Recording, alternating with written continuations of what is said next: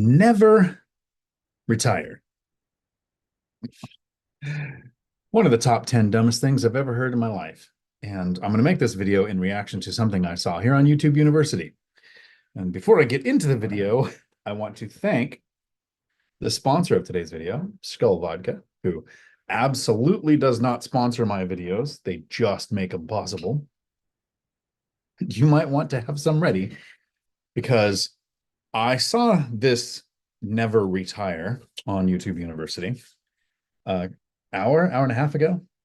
And I almost went live immediately with a reacting to video, and it would have been a little too visceral, we'll cut too close to the quick.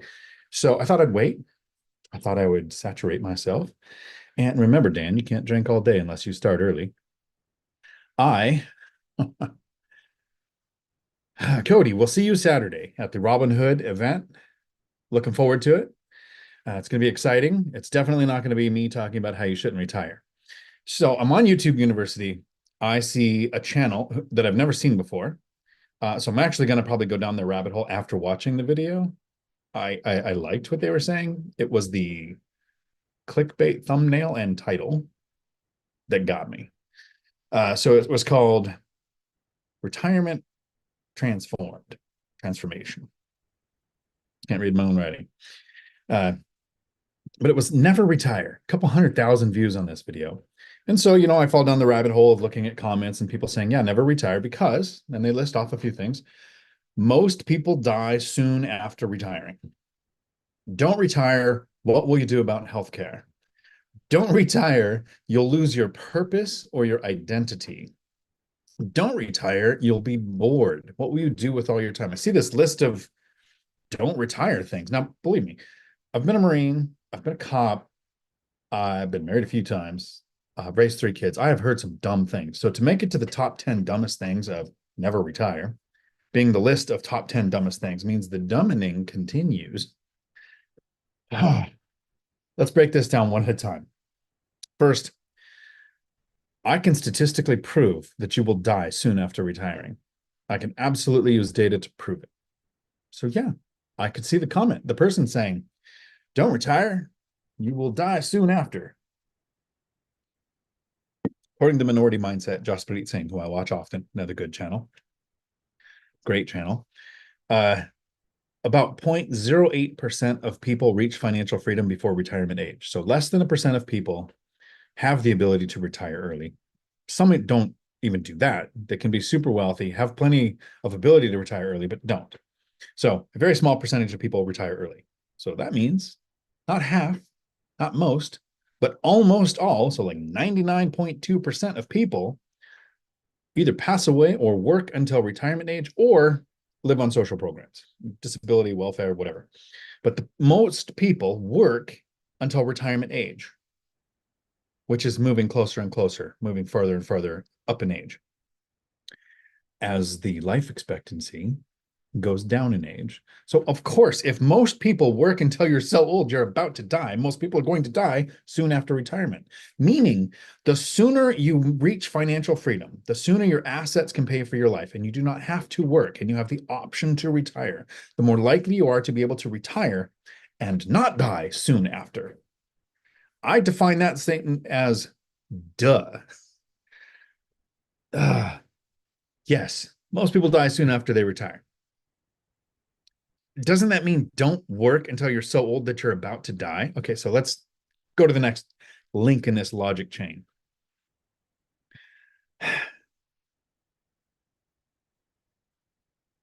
Don't retire. What will you do about healthcare? Okay, so this has a couple layers of stupidity. First, it's easy to solve the problem. It's an asset for every expense.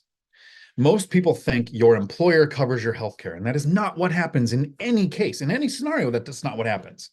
Your employer covers the premium on your healthcare insurance, meaning you have insurance, and right now you're either paying 0 or maybe 5 or 10% of the premium, and your employer is paying the rest.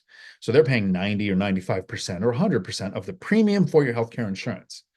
So when you retire, you need to eat, You're going to need income for food. You want to live somewhere, you're either going to house hack or have income for housing. You want to travel, income for travel. Why is it so hard for people to understand that all you need for healthcare is income for healthcare premium coverage? You have to pay the premium like your employer is now. It's the only thing that changes.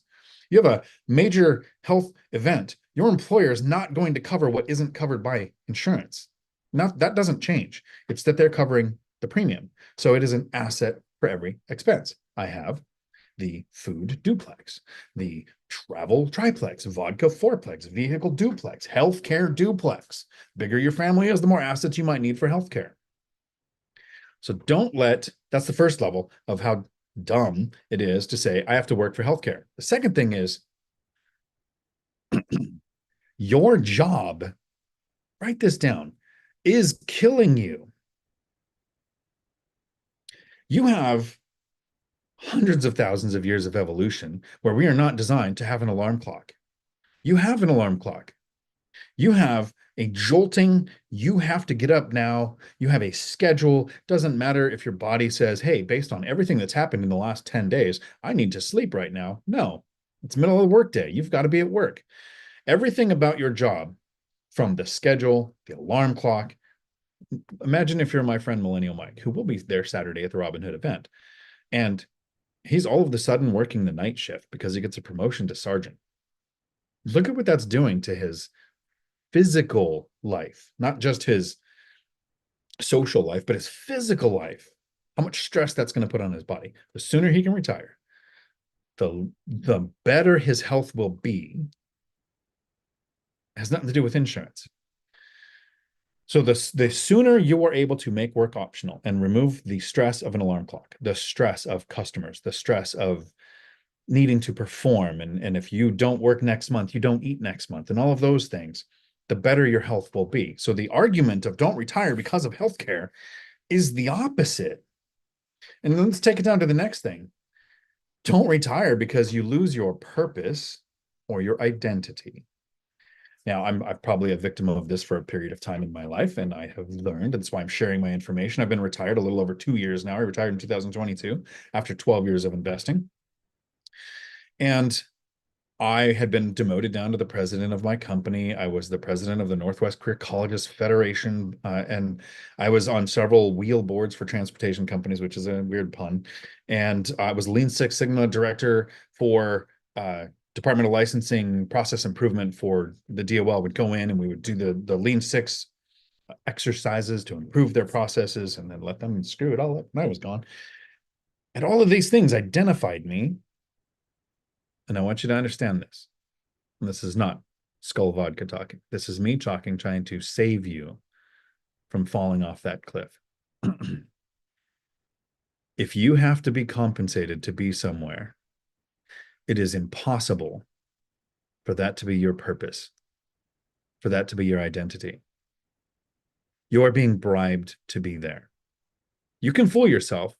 You can say, oh, I saw a cool quote one time that said, if I find something I love, I never work another day in my life. No, you're a wage slave.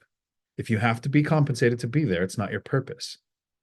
One of the things I'll end this video with is working is not living.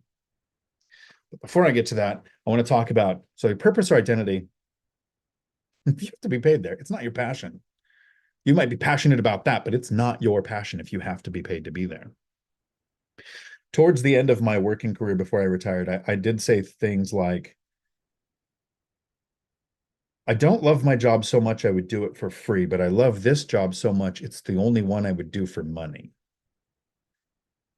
I have evolved since then to, yeah, even though it was the only job I would do for money, I was still being paid to be there. I enjoyed it. Wasn't my passion, wasn't my identity. My favorite one is you'll be bored. What will you do with your time? Your job isn't filling your time, it's killing your time. There is so much to do. There's so much life to live that if you think, if I didn't have to go to work for 40 hours a week, I wouldn't know what to do.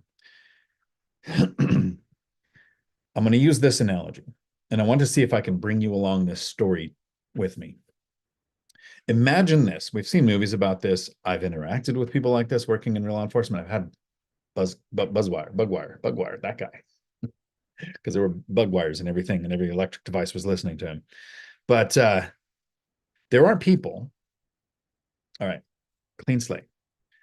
There are people in prison for years or decades that get so accustomed to the prison, to the social cliques, to their interaction with the guards, to the way everything works, the security that comes from maximum security, that if they fulfill their sentence, they perform good behavior, they get out early, they whatever, they get out.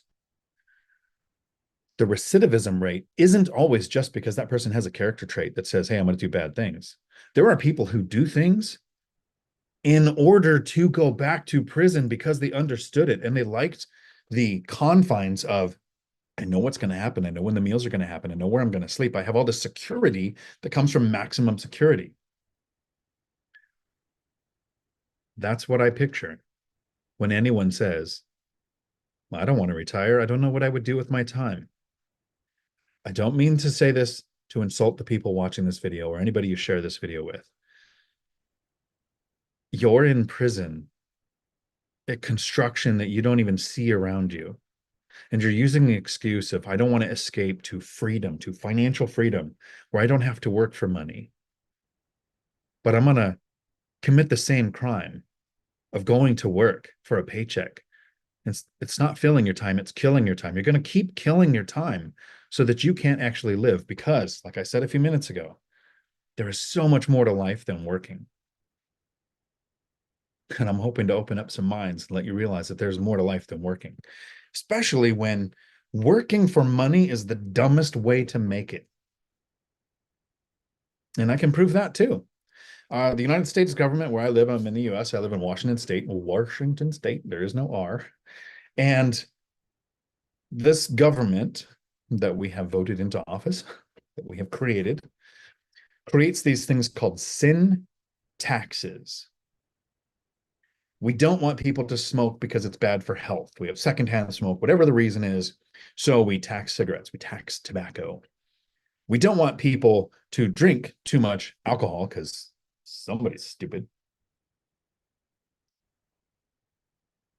So, need a chaser. So we put a tax on alcohol. We tell people 57% tax on alcohol because we're trying to discourage people from doing that. The highest taxed way of making money is having a W-2 job. Really, the only way to pay more taxes is to be self-employed, to have a job, and you also pay the employer's side of the taxes. The government is trying to discourage you from having a job, and most people don't realize that. You have the ability to invest and to put your money to work. It can be buying crypto, right? If you went back 3 weeks and you bought a bunch of peanut meme stock, you could be a multimillionaire. If you, and according, crypto is one of the best performing assets of the last 10 years, and I don't own any. So I'm not saying that's the right way or the only way. You can invest in stocks, right? Watch Joe Kuhn here on YouTube and educate yourself on the right way to make work optional by investing in a diversified portfolio using the buckets method and in a very easy to understand way that he puts it. You can start and grow a business. You can invest in real estate the way I did. You can make work optional. You can put your money to work so you don't have to, so you can actually live a life.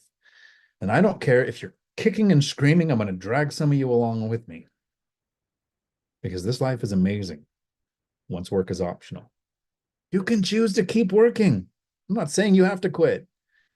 But the people who work so long that they die soon after retiring, many of them don't retire by choice. Imagine working into your late 50s or 60s and then thinking, okay, I hate this job. I don't want to work in this field anymore. And then you go out and you try to get a job and you realize, wow, ageism is a thing. So now you have to retire and you're not set up for it. Your retirement account's not enough. Social security is not enough. So you have to downgrade your lifestyle. You have to not do all those things you've dreamt about, all those things you've delayed so that you can kill your time with a job, that you can now fill your time with things you enjoy. And you're too old to enjoy it. So maybe those people who die right after retirement We're looking forward to it because people plan for the promotion. They plan for the raise. They plan for the degree. They plan for the thing that advances their work. How few people plan for what happens after the day you actually start living and you don't have to work anymore is mind-boggling. All of your thoughts trapped in a bottle. Thank you for hanging out with me on a random Thursday. This was a nice short video where I will look at all of the comments after. I didn't want to get distracted because I wanted to get this out. I am trying to help people. If you want your questions answered during a live stream every Tuesday at 4 p.m. Pacific, I do live streams that last as long as the questions do, and I answer all of the questions, even the rude ones. Have a day full of amazing.